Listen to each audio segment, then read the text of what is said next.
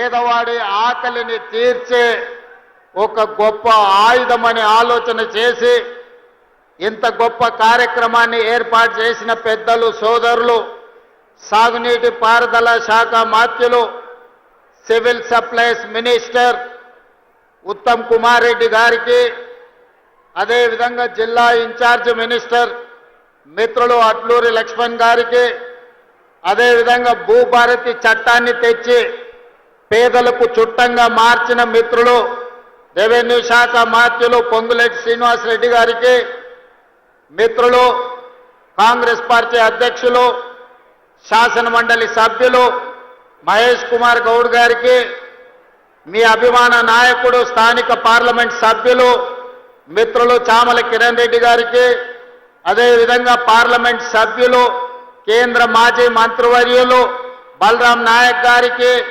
అదేవిధంగా మీ పక్క శాసనసభ నియోజకవర్గ ఎమ్మెల్యే వేముల వీరేశం గారికి బీర్ల ఐలయ్య గారికి కుంభం అనిల్ రెడ్డి గారికి నాగార్జున సాగర్ శాసనసభ్యులు జైవీర్ రెడ్డి గారికి మిర్యాలగూడ శాసనసభ్యులు బి లక్ష్మారెడ్డి గారికి అదేవిధంగా రామచందర్ నాయక్ గారికి శంకర్ నాయక్ శాసన మండలి సభ్యులకి శాసన మండలి సభ్యులు అద్దంకి దయాకర్ గారికి అదేవిధంగా మురళీ నాయక్ గారికి యశస్విని రెడ్డి గారికి వేదిక మీద ఉన్న పెద్దలందరికీ ప్రభుత్వ అధికారులకు ప్రాణ సమానులైన తుంగతుర్తి శాసనసభ నియోజకవర్గ నలుమూలల నుంచి విచ్చేసిన వేలాది మంది మా ఆడబిడ్డలందరికీ కూడా మనస్ఫూర్తిగా ధన్యవాదాలు కృతజ్ఞతలు. మిత్రులారా, ఆనాడు శాసనసభ ఎన్నికల సందర్భంగా వివిధ ప్రాంతాలలో పర్యటన చేస్తూ దాదాపుగా 6 గంటలు ఆలస్యంగా వచ్చిన తుంగతుర్తి ఆనాడు బహిరంగ సభలో లైట్లు లేకపోయినా చీకట్లు ముసురుకున్నా మీరే మీ సెల్ ఫోన్లతో లైట్లు పెట్టి ఆనాడు పెద్ద ఎత్తున వేలాది మంది కాంగ్రెస్ పార్టీ కార్యకర్తలు తరలి వచ్చి తప్పకుండా తుంగతుర్తి శాసనసభ నియోజకవర్గ గడ్డ మీద కాంగ్రెస్ జెండా ఎగరేస్తామని అండగా నిలబడి ఆనాటి తర్వాత మళ్ళీ ఈనాడు కూడా అదే ఉత్సాహంతో ఊపుతో మీరందరూ కూడా నన్ను కలవడానికి అభినందించడానికి విచ్చేసినందుకు మీకు అందరికీ మనస్ఫూర్తిగా ధన్యవాదాలు. మిత్రులారా, ఈ తుంగతుర్తి గడ్డకు ఒక గొప్ప చరిత్ర ఉన్నది.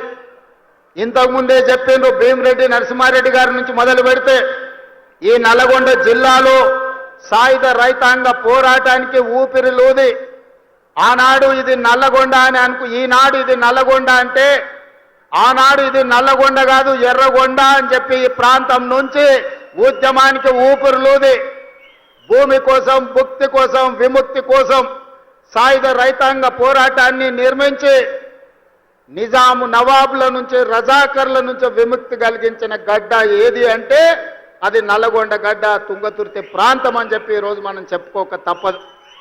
ఈ నల్లగొండ ప్రాంతానికి మొట్టమొదటి పార్లమెంట్ ఎన్నికలు జరిగినప్పుడు ఆనాటి ప్రధానమంత్రి పండిట్ జవహర్లాల్ నెహ్రూ కంటే కూడా రావి నారాయణ రెడ్డి గారికి అత్యధిక మెజారిటీ ఇచ్చి ఈ ప్రాంత సాయుధ రైతాంగ పోరాట పౌరుషాన్ని దేశానికి చాటి చెప్పిన ప్రాంతం. ఈ ప్రాంతంలో ఒక ధర్మభిక్షం కావచ్చు, ఒక దొడ్డి కోమరయ్య కావచ్చు, ఆరుట్ల కమలాదేవి కావచ్చు, మల్లు స్వరాజ్యం కావచ్చు, సాయుధ రైతాంగ పోరాటంలో నిలబడి పేదల కోసం అసూలు బాసిన వాళ్ళు ఎంతోమంది నల్గొండ జిల్లా నుంచి ఉన్నారు.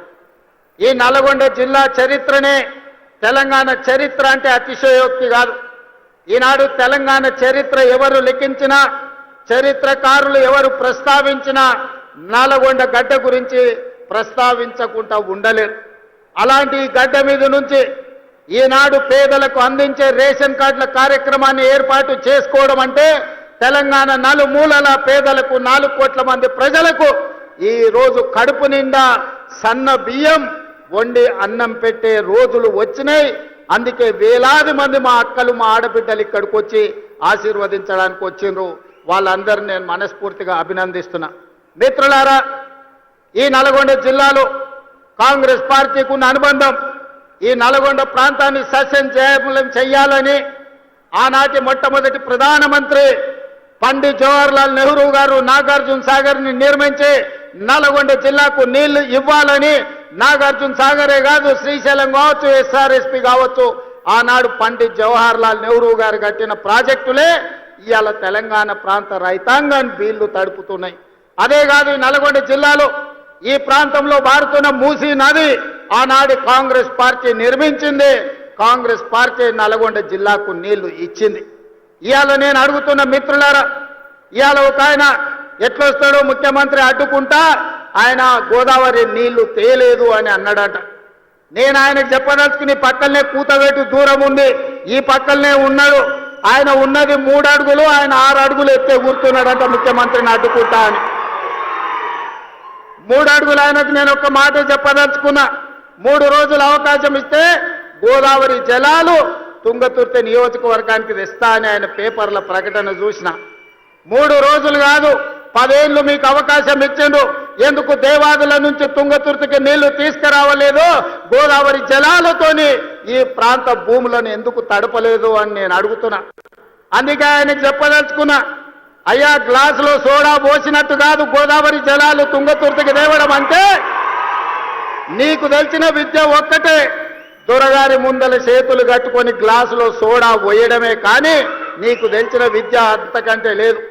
నీ ఊరు మండలం చేసుకున్నావు, మండల ఆఫీస్ అన్న తెచ్చుకున్నావా, ఎంఆర్ఓ ఆఫీస్ అన్న తెచ్చుకున్నావా, పోలీస్ స్టేషన్ అన్న తెచ్చుకున్నావా?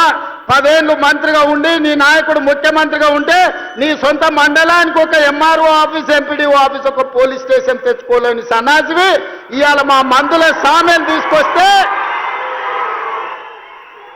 సిగ్గుతో తల ఉంచుకోవాల్సింది పోయి ముఖ్యమంత్రిని ప్రభుత్వ కార్యక్రమాన్ని అడ్డుకుంటానని ఆయన ప్రగల్భాలు పలుకుతుండు. ఏది ఒక్కసారి అడ్డుకొని చూడు, మా తుంగతుర్తి నియోజకవర్గంలో కాంగ్రెస్ పార్టీ కార్యకర్తలు చూసుకుంటారు. గా పక్కనే రామరెడ్డి దామోదర్ రెడ్డి గారు ఉన్నారు ఊరికాడ. మేమందరం ఈ వేదిక మీద ఉన్న వాళ్ళు ఎవరు అక్కర్లేరు, మా దామన్న ఒక్కడు జాడు ఈ నియోజకవర్గంలో కూర్చుంటే అడ్డుకునేటోళ్ళు ఎవరో, అడ్డం పడేటోళ్ళు ఎవరో, వాళ్ళ కథ ఏందో వాళ్ళ కమామిస్ ఏందో దామన్ననే తేల్చగలడు. ఇవన్నీ నేను మాట్లాడగలను, కానీ ఇది అధికార కార్యక్రమం కాబట్టి ఎక్కువ తక్కువ నేను ఇంకా చెప్పదలుచుకోలేదు. విషయం నీకు అర్థమైతే అర్థమైనట్టే అని నేను ఈ వేదిక మీద నుంచి వారికి సూచన చేస్తున్నా. అందుకే మిత్రులారా, ఇవాళ తెలంగాణ రాష్ట్రంలో మీరు ఆలోచన చేయండి. 10 సంవత్సరాలు పరిపాలన చేసిండ్రు, ఏనాడైనా పేదవాడికి రేషన్ కార్డు ఇవ్వాలన్న ఆలోచన వచ్చిందా? పేదవాడికి సన్న బియ్యంతో బుక్కెడు బువ్వ పెట్టాలన్న ఆలోచన ఎప్పుడైనా చేసిండ్రా? ఇవాళ 10 ఏళ్లలో మీరు ఇవ్వని రేషన్ కార్డు, లక్షల కొద్ది రేషన్ కార్డులు మేము ఇస్తున్నాం.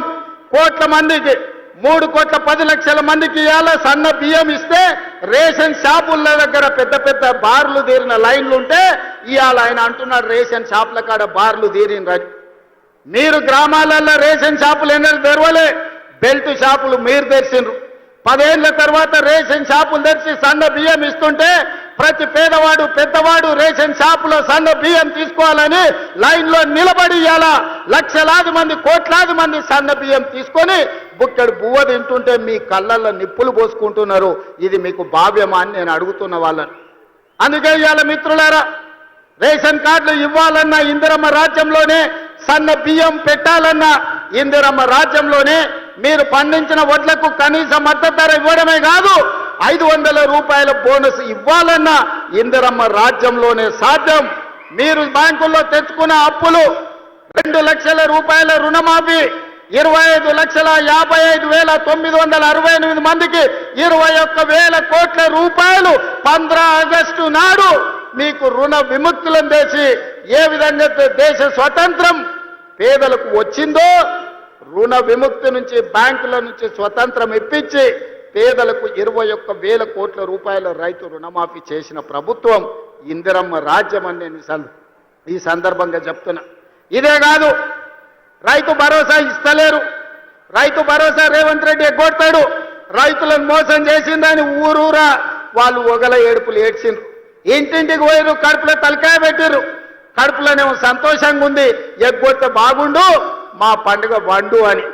కానీ ఆనాడు తుమ్మల నాగేశ్వరరావు గారిని, బట్టి విక్రమార్క గారిని, మంత్రివర్గ సభ్యులందరినీ పిలిచి పేదలకు రైతు భరోసా చెయ్యాలి.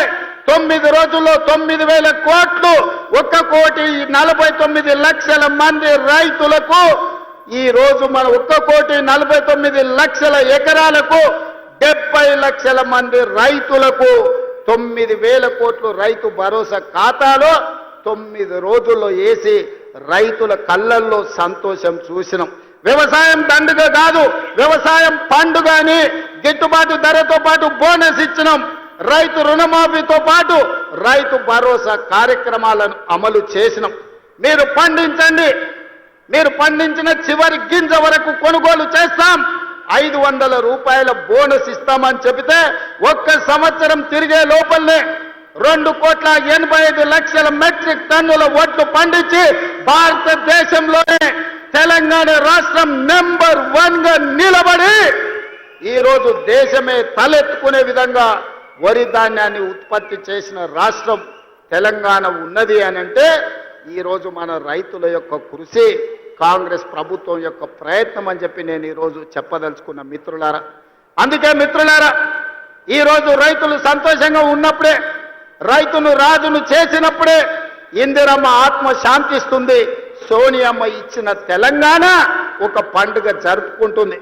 దానికోసమే మిత్రులారా, రైతులకు సంబంధించిన రైతు భరోసా కావచ్చు, రైతు రుణమాఫీ కావచ్చు, కనీస మద్దతు ధర కావచ్చు, సన్న బియ్యం కావచ్చు, రేషన్ కార్డు కావచ్చు. ఇవాళ ఆనాడు కొత్త కోడలు వస్తే రేషన్ కార్డులో పేరు ఉండేది కాదు, పక్క ఊరికి పోతే పేరు వచ్చేది కాదు. ఇవాళ అందుకే ఉత్తమ్ కుమార్ రెడ్డి గారు మేమందరం ఆలోచన చేసి దాదాపుగా 26 లక్షల మందికి ఇవాళ రేషన్ కార్డుల పేర్లు మార్చుకునే అవకాశం ఇచ్చినాం. 5,61,000 కార్డులతోని 17 లక్షల మందికి కొత్త రేషన్ కార్డులు ఇచ్చి 40 లక్షల పైగా ఈ రోజు తెలంగాణ బిడ్డలకు సన్న బియ్యం అందిస్తున్నాం. 3,10,00,000 మంది దాదాపుగా ఇవాళ సన్న బియ్యం తింటున్నారు అని అంటే కాంగ్రెస్ పార్టీ ఇందిరమ్మ రాజ్యంలో మనం తీసుకున్న నిర్ణయాలు. ఇవాళ ఇదే కాదు, రైతులే కాదు, మా ఆడబిడ్డలు, మా అక్కలు ఆలోచన చేయాలి. ఆనాడు 10 ఏళ్లలో ఎట్లుండే పరిస్థితి, ఎన్నడన్నా మీరు ఎట్లున్నారని ఎవరన్నా అడిగినరా? అక్క ఓట్లు వచ్చినాడు, మీ ఓట్ల కోసమే వచ్చిండ్రు తప్ప మళ్ళీ ఎన్నడన్నా మీరు ఎక్కడున్నారు ఎట్లున్నారని ఎవరన్నా అడిగినరా? కానీ ఇందిరమ్మ రాజ్యంలో స్వయం సహాయక సంఘాలు 67 లక్షల మంది ఆడబిడ్డల్ని తలుపు తట్టి, అక్క బాగున్నారా, పండుగ పూట మీకు ప్రతి ఆడబిడ్డకు 2 చీరలు ఇవ్వాలని ఈనాడు ప్రతి స్వయం సహాయక సంఘంలో ఉన్న ఆడబిడ్డలకు ప్రతి వాళ్లకు 2 చీరలు ఇవ్వాలని, అదే విధంగా 0 వడ్డీతోని 21,000 కోట్ల రూపాయలు ఇవాళ మీకు బ్యాంకుల్లో అప్పులు ఇప్పించి ఇవాళ ఆర్థికంగా నిలబెట్టిన. రుణాలు ఇప్పించడమే కాదు, ఇవాళ ఆర్టీసీ బస్సుల్లో మీకు ఉచిత ప్రయాణం ఏర్పాటు చేస్తే ఒకనాడు అమ్మగారి ఇంటికి వెళ్ళాలన్నా, అమ్మవారిని దర్శించుకోవాలన్నా ఇంటి ఆయన దగ్గర చేయి ఆపే పరిస్థితి. ఇవాళ మా అక్కలు చెప్పాలి, ఆ ఇంటి ఆయన పని మీద బాయికాడిపోతే అక్క అమ్మగారి ఇంటికి పోయి అమ్మని చూసి మళ్ళీ వెనక్కి వచ్చేటట్టు ఉంది. చెయ్యి ఆపితే బస్సు ఆగుతుంది, ఇంటికాడ దించిపోతుంది. ఎవరైనా ఈడున్న మా అక్కల్ని అడుగుతున్నా, అక్క ఎవరైనా 1 రూపాయి అడుగుతురా మిమ్మల్ని బస్సులలో? ఏ బస్సు ఎక్కినా ఉచితంగా మిమ్మల్ని తీసుకెళ్తురు కదా. ఇది ఇందిరమ్మ రాజ్యంలోనే సాధ్యమైంది. స్వతంత్రం వచ్చినప్పటి నుంచి కానీ తెలంగాణ రాష్ట్రంలో కానీ ఉచితంగా బస్సు ప్రయాణం జరిగిందా ఎన్నడైనా మీరు ఆలోచన చేయండి. ఇవాళ ఈ 18 నెలల 6,500 కోట్లు మా ఆడబిడ్డల కోసం ఉచిత బస్సు ప్రయాణానికి ఇవాళ మనం ఖర్చు పెట్టడం జరిగింది. మేము ఖర్చు అనుకుంటలేం, మా ఆడబిడ్డల ఆత్మ గౌరవం కోసం మేము ఇచ్చే ఆడబిడ్డ కానుక అని ఈ ప్రభుత్వం అనుకుంటున్నది. మీ సోదరుడుగా మీ రేవంత్ అన్న ఇది ఆడబిడ్డకు కానుకగా, మీ అన్నగా, మీ తమ్ముడుగా మీకోసం పెడుతున్న పెట్టుబడి అని నేను ఈరోజు అంటున్నా. అదేవిధంగా ఇవాళ ఉచితంగా ఆర్టీసీ బస్సులో ప్రయాణం చేయడమే కాదు, ఈ ఆర్టీసీ బస్సులకే యజమానులను చెయ్యాలని ఆడబిడ్డలకు 600 బస్సులు కొనిచ్చి ఆర్టీసీకి కిరాయికి పెట్టి ఇవాళ 600 బస్సులు 1000 బస్సుల వరకు పెంచాలి. ఆడబిడ్డలకు 1000 బస్సులు కొనిచ్చి వాళ్ళ బస్సులే ఆర్టీసీకి కిరాయికి నడిపేటట్టు చేసి ఆర్టీసీ బస్సుల యజమానులను ఇవాళ కాంగ్రెస్ పార్టీ ఆడబిడ్డలకు చేసింది. ఇదే కాదు, 200 యూనిట్లు ఉచితంగా మీ ఇంటికి కరెంట్ ఇవ్వడమే కాదు, విద్యుత్ ఉత్పత్తి చేసే మీకు సోలార్ పవర్ ప్లాంట్స్ మీకు ఇచ్చి, ఒకనాడు సోలారు విద్యుత్ ఉత్పత్తి అంటే అదాని అంబానీలే చేసుకునేటోళ్ళు. కానీ ఇవాళ మా ఆడబిడ్డలు సోలారు విద్యుత్ ఉత్పత్తి చేస్తున్నారు. 1000 మెగావాట్ల సోలారు విద్యుత్తు చేసే ప్లాంట్లు మా ఆడబిడ్డలకిచ్చి విద్యుత్ శాఖతో ఒప్పందం చేసి ఇవాళ కోటీశ్వర్లను మా ఆడబిడ్డలను చేసే పరిస్థితి ఇవాళ తెలంగాణ రాష్ట్రంలోనే వచ్చింది. అదే కాదు, ఆనాడు పెట్రోల్ బంకులు అంటే అంబానీలు నడుపుకునే రిలయన్స్ పెట్రోల్ బంకులని. కానీ ఇవాళ స్వయం సహాయక సంఘాలకు జిల్లా కేంద్రాలలో ఎక్కడెక్కడ ప్రభుత్వ స్థలాలు ఉంటే స్వయం సహాయక సంఘాలకు మీకు స్థలాలు ఇచ్చి పెట్రోల్ బంకులు నడిపించి రిలయన్స్ అంబానీలతో పోటీ పడే విధంగా ఇవాళ పెట్రోల్ బంకులు నడిపించే బాధ్యత మా ఆడబిడ్డలకు మా అక్కలకు ఇచ్చినాం. ఇవాళ పాఠశాలలు గ్రామాలలో ఉండే బడులు అమ్మ ఆదర్శ పాఠశాల పేరు మీద పాఠశాలల నిర్వహణ ఇవాళ మీకే ఇచ్చినాం. పాఠశాలకు హాస్టళ్లకు కూరగాయలు కొనుగోలు చేసే కాంట్రాక్టు మీకే ఇచ్చినాం. ఇవాళ పిల్లలకు బట్టలు కుట్టే బిజినెస్ ఇవాళ మీ చేతుల్లో పెట్టినాం. తల్లి చేతుల్లో పెడితే బిడ్డకి ఎట్లాంటి బట్టలు కుట్టాలనో సమయానికి ఎట్లా ఇవ్వాలనో అక్కలు చెల్లెళ్ళు ఇవాళ ఇస్తారు అని చెప్పి అది కూడా మీ చేతుల్నే పెట్టినాం.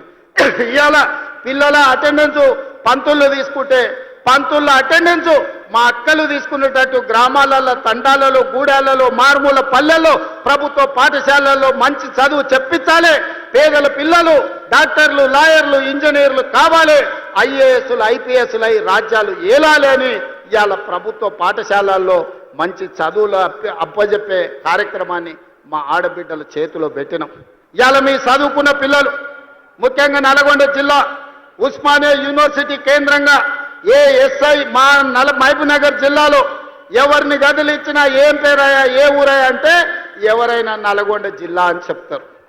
ఇవాళ ఎస్ఐలు కానిస్టేబుల్ ఇవాళ డిఎస్పీలు అంటే నల్గొండ జిల్లా కేంద్రం. ప్రభుత్వ ఉద్యోగ ఖాళీలు భర్తీ చేయక పెండింగ్ పెడితే 10 సంవత్సరాలు దిల్సుఖ్నగర్ చౌరస్తాల్లో అశోక్ నగర్ చౌరస్తాల్లో అమీర్పేట చౌరస్తాల్లో ఏండ్ల కొద్ది కోచింగ్ సెంటర్ల చుట్టూ తిరుగుతుంటే నిరుద్యోగ యువకులకు సంవత్సరం తిరిగే లోపల 60,000 ప్రభుత్వ ఉద్యోగ నియామక పత్రాలు ఎల్పి స్టేడియంలో అందించి దేశంలోనే రికార్డు సృష్టించిన ప్రభుత్వం కాంగ్రెస్ ప్రభుత్వం, ప్రజా ప్రభుత్వం. ఇవాళ ఈ వేదిక మీద నుంచి నేను మాటిస్తున్నా, 2.5 సంవత్సరాలు ఈ ప్రభుత్వం పూర్తి చేసుకునే లోపల 1,00,000 ప్రభుత్వ ఉద్యోగాలు ఇచ్చి 1,00,000 మంది నిరుద్యోగ యువకులను ఉద్యోగాలు కల్పించి వాళ్ళ కుటుంబం ఆత్మ గౌరవంతో బ్రతికే విధంగా ఉజ్వల భవిష్యత్తు అందించే విధంగా ఈ ప్రభుత్వం చర్యలు చేపడుతుందని చెప్పి నేను ఈ సందర్భంగా తెలియజేస్తున్న మిత్రులారా ఇవాళ ఆలోచన చేయండి. 10 ఏళ్ళు వాళ్ళ చేతుల్లోనే ఉన్నది. 20 లక్షల కోట్లు చంద్రశేఖరరావు చేతికి వచ్చినాయి. 1,00,000 కోట్లు పెట్టి కట్టిన కాళేశ్వరం ఇవాళ కూలేశ్వరం అయిపోయింది. కట్టింది కూలింది 3 ఏళ్లలోనే అయిపోయింది. వెనకకెవడో బుద్ధిమంతుడంట పందిరేస్తే కుక్కతోక తలిగి కూలిపోయిందంట. చంద్రశేఖరరావు కట్టిన కాళేశ్వరం 3 ఏళ్లలో కూలేశ్వరం అయింది. నేను అడుగుతున్న ఇవాళ ఈడికి వచ్చిన వాళ్ళని ఇంజనీర్లను తెలంగాణ మేధావులను ఆలోచన చేయండి. 60-70 ఏళ్ల కింద మేము కట్టిన నాగార్జున సాగర్ ఎట్లుంది, మేము కట్టిన మూసీ నది ఎట్లుంది, మేము కట్టిన శ్రీశైలం ఎట్లుంది, మేము కట్టిన శ్రీరామ్ సాగర్ ఎట్లుంది, మేము కట్టిన కల్వకుర్తి ఎట్లుంది, భీమా ఎట్లుంది, నెట్టంపాడు ఎట్లుంది, కోయిల్ సాగర్ ఎట్లుంది, జూరాల ప్రాజెక్ట్ ఎట్లుంది. మాట్లాడదామా, చర్చ చేద్దామా? నాగార్జున సాగర్ కట్ట మీద మేం కట్టింది ఎట్లుందో మీరు కట్టిన మేడిగడ్డ సుందిల అన్నారం పోదమా? ఆడనే కూలిన కూలేశ్వరం కాడ మిమ్మల్ని ఉరి తీసిన తప్పు లేదు. మీరు కట్టుడు 1,00,000 కోట్లు మింగి తెలంగాణ ధనాన్ని దోసుకుని ఇవాళ 3 అడుగులైన ఆనాడు ఎట్లుండే ఈనాడు ఎట్లున్నాడో మీరు ఒక్కసారి ఆలోచన చెయ్యండి. ఆనాడు గంజి కష్టం ఉన్న 3 అడుగులైన ఇవాళ బెంజ్ కార్లలో తిరుగుతుండే ఎక్కడి నుంచి వచ్చినావో మీరు ఒక్కసారి ఆలోచన చెయ్యండి. ఇవాళ మీరు మమ్మల్ని పని చేయలేదంటారా? ఇవాళ తుంగతుర్తికి పెద్దలు ఉత్తమ్ కుమార్ రెడ్డి గారు చెప్పిండ్రు, దేవాదుల నుంచి ఇక్కడికి నీళ్లు తేవాలే ప్యాకేజ్ నెంబర్ 6 నుంచి అని ఈ వేదిక మీద నుంచి నేను మాట ఇస్తున్నా. తుంగతుర్తి శాసనసభ నియోజకవర్గానికి దేవాదుల ద్వారా గోదావరి జలాలను తరలించి మీ ప్రాంతాన్ని సస్యశ్యామలం చేసే వరకు మా ప్రభుత్వం విశ్రమించదు. మేము ఖచ్చితంగా పని చేసి చూపిస్తామని నేను ఈరోజు చెప్పదలుచుకున్నా. ధర్మారెడ్డి కాలువ కావచ్చు, పిలాయపల్లి కాలువ కావచ్చు, బునియాది కాలువ కావచ్చు, ఎస్ఆర్ ఎస్ఎల్బిసి టన్నెల్ కావచ్చు. ఆనాడు మేము మొదలు పెడితే నువ్వు పూర్తి చేయలేకపోయినావు. ఏట్లో రాయి తీయ కూట్లో రాయి తీయలేనోడంట ఏట్లో మునిగి పెద్ద బండరాయి తీస్తాడంట. ఈ మునగాడంట గోదావరి జలాలు తుంగతుర్తికి తెస్తాడంట. 10 ఏళ్ళు మన గడ్డి వీకినావా, ఫామ్ హౌస్లో దొర దగ్గర గాడిద పని చేసినావా అని నేను అడుగుతున్నా. 10 ఏళ్ళైనా ఒక్కరోజైనా ఆలోచన చేసినావా? తులసి వనంలో గంజాయి మొక్కలాక ఆడొక్కడి గెలిచి ఏకలింగం ఏందేందో మాట్లాడుతున్నాడు. ఆ కాంగ్రెస్ పార్టీ కార్యకర్తలారా మీరే చూసుకోండి. ఆ ఏకలింగంను ఇవాళ ఈ నల్గొండ జిల్లా తులసి వనంలో ఒక గంజాయి మొక్క మొలిసింది. పక్కనే వచ్చేసారి కూకటి వేళ్లతో నా గంజాయి మొక్కను బీకే బాధ్యత మీదే అని చెప్పి నేను ఈ సందర్భంగా తెలియజేస్తున్నా. మిత్రులారా, తుంగతుర్తి కాంగ్రెస్ పార్టీ కార్యకర్తల గురించి ఎంతో చెప్పినా తక్కువే. ఆనాడు మందుల శామెల్కు ఢిల్లీ టికెట్ ఇచ్చినప్పుడు, కాంగ్రెస్ పార్టీ ఆశీర్వదించినప్పుడు మందుల శామెల్ నేను అడిగిన పిలిచి ఎంత ఉందని 50 ఉంది సార్ అన్నాడు. మళ్ళీ ఎస్సనగదు ఉంది మందుల సామె దగ్గర బాగానే జమ చేసిండు అనుకున్నా. 50 అంటే అన్నా 50,000 ఉన్నాయి సార్ అన్నాడు. జేబులో 50,000 పెట్టుకొని తుంగతుర్తికి వస్తే 60,000 మెజార్టీతోని గెలిపించిన మీ రక్తాన్ని చెమటగా మార్చి సోనియమ్మ ఆశీర్వదించి పంపించిన మందుల శామెల్ జేబుల్లో సోనియమ్మ పెట్టుకొని ఫోటో పెట్టుకొని వస్తే మీరు గుండెల్లో పెట్టి చూసుకొని భుజాల మీద మోసి ఈరోజు 60,000 పైచిలకు మెజార్టీతోని ఇవాళ ఎమ్మెల్యేని చేసిండ్రు.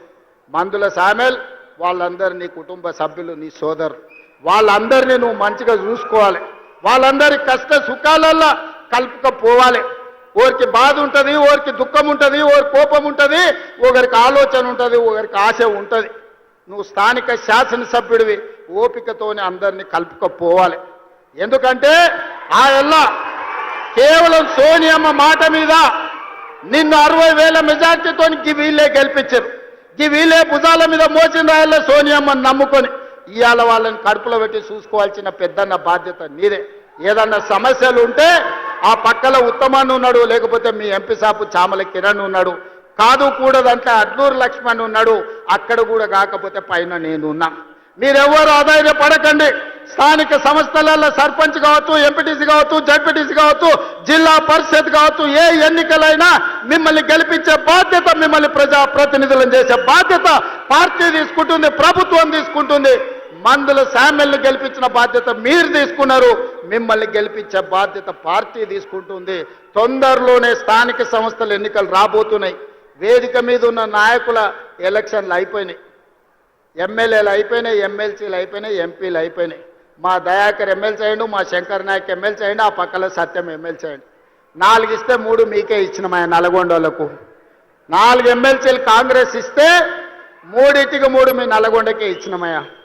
మంత్రులు మీ దగ్గరనే ఉన్నారు, ఎంపీలు అన్నీ మీరే గెలిపించారు, అన్ని మీ నల్గొండకే ఇచ్చినాం. ఏది మిమ్మల్ని కాదనిలే. ఎందుకంటే ఈ నల్గొండలో నిఖార్సైన కాంగ్రెస్ పార్టీ కార్యకర్తలు ఉన్నారు, కష్టపడతారు. కాబట్టి ఇవాళ మీకు అన్ని అవకాశాలు వచ్చినాయి. భవిష్యత్తులో కూడా ఈ నల్గొండ జిల్లాను ప్రత్యేకంగా చూసి ఇక్కడి పార్టీ కార్యకర్తలను కాపాడుకునే బాధ్యత పార్టీ ప్రత్యేకంగా తీసుకుంటుంది. మా మిత్రులు మహేష్ గౌడ్ గారికి అధ్యక్షునికి నేను సూచన చేస్తున్నా, నల్గొండలకు ప్రత్యేకంగా సమయం ఇచ్చి వాళ్ళతోని కూర్చొని మాట్లాడి వాళ్ళ సమస్యలు ఏమున్నాయో తీర్చు. వాళ్ళకి జర ఆవేశం ఎక్కువ కానీ వాళ్ళు షెడ్యూళ్ళు కాదు. జర కోపం వస్తే దాచుకునే తత్వం నల్గొండ జిల్లాకు లేదు. అందుకే ఈ కార్యకర్తలు గట్టిగా కోపంగా మాట్లాడతారు కానీ వివరించి చెప్తే అన్ని వింటారు. నాకు ఆ నమ్మకం, విశ్వాసం ఉంది. చిన్న ఏమన్నా ఉంటే మనం అన్ని కూడా సర్దిద్దుకొని రాబోయే స్థానిక సంస్థలల్లో ఒక్క గంజాయి మొక్క కూడా మొలవనియొద్దు. ఎందుకంటే మీరు అనుకుంటే ఈ జిల్లాల బీఆర్ఎస్ అనేది ఉండదు, నేల మట్టం తూడ్చేసే శక్తి మీకున్నది. అందుకే మిత్రులారా, ఇవాళ ఇది ఒక మంచి కార్యక్రమం. ఇక్కడ ఉండే మా అక్కల్ని, మా చెల్లెళ్ళని నేను అడుగుతున్నా, ఇంటికి వెళ్ళండి, ఇంటి ఆయనతో మాట్లాడండి. చెప్తే ఇంటే సరే సరే, లేకపోతే ఆయనకు చెప్పకరి. ఎందుకంటే ఆయన అప్పుడప్పుడు అక్కడిక్కడ చూస్తాడు. సన్న బియ్యం ఇచ్చినమా లేదా ఆలోచన చేయండి. రేషన్ కార్డు వచ్చిందా లేదా ఆలోచన చేయండి. రైతు రుణమాఫీ జరిగిందా లేదా మీరు చూసుకోండి. ఇందిరమ్మ ఇల్లు కట్టుకుంటురా లేదా మీరు ఆలోచన చేయండి. రైతు భరోసా వచ్చిందా లేదా మీరు చూసుకోండి. గ్రామానికి మంచినీళ్ళు వచ్చినాయా లేదా మీరు చూసుకోండి. మీ అన్న, మీ సోదరుడు, మీ తమ్ముడు, మీ రేవంత్ అన్న ఎప్పుడు వచ్చినా మిమ్మల్ని కలుస్తున్నాడా లేదా చూడండి. ఆయల్ల ముఖ్యమంత్రి ఎట్లుండే, ఇవాళ మీ అన్ననో మీ తమ్ముడో ఎట్లున్నాడో ఒక్కసారి ఆలోచన చెయ్యండి.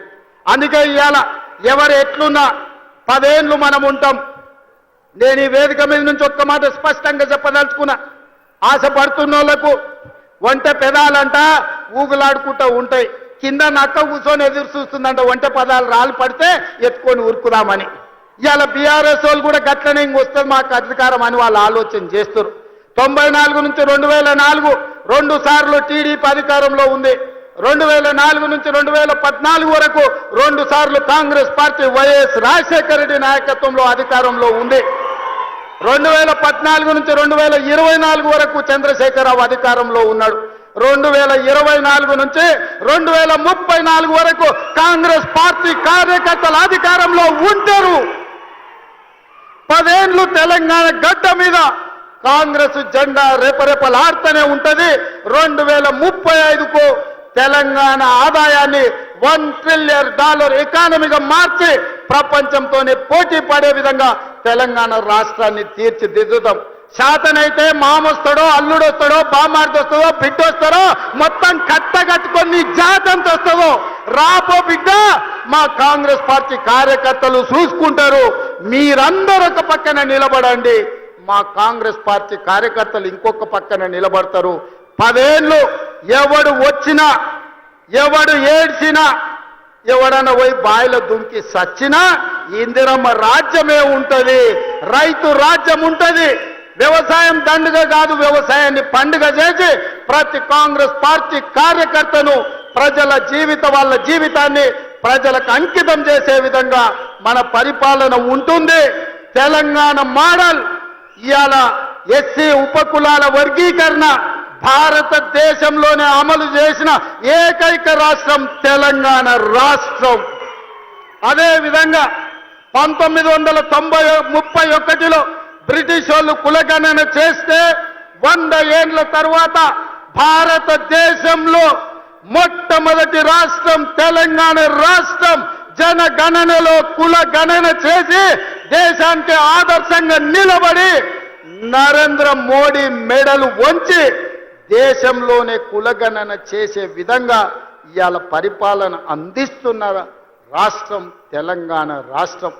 ఇదే కాదు, రేపు జరగబోయే స్థానిక సంస్థలల్లా 42% బలహీన వర్గాలకు రిజర్వేషన్లు ఇస్తామని మా నాయకుడు రాహుల్ గాంధీ చెప్పిండు.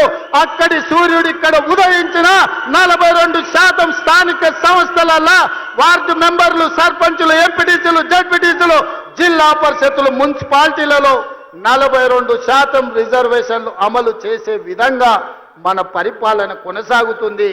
పాలితులుగా ఉన్న వాళ్ళను పాలకులుగా చేసే వాళ్ళను ఇవాళ మనము చేస్తాము.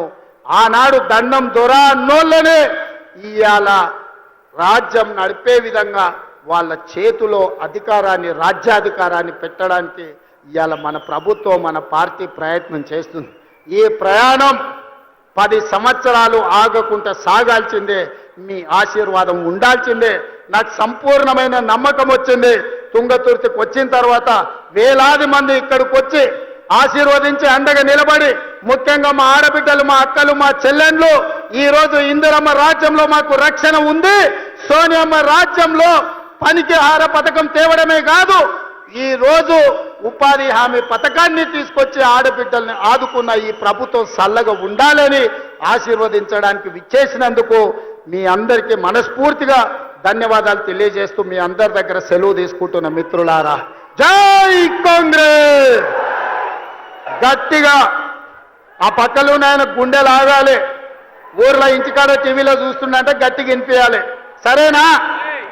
జై కాంగ్రెస్, జై జై కాంగ్రెస్. ధన్యవాదాలు మిత్రులారా.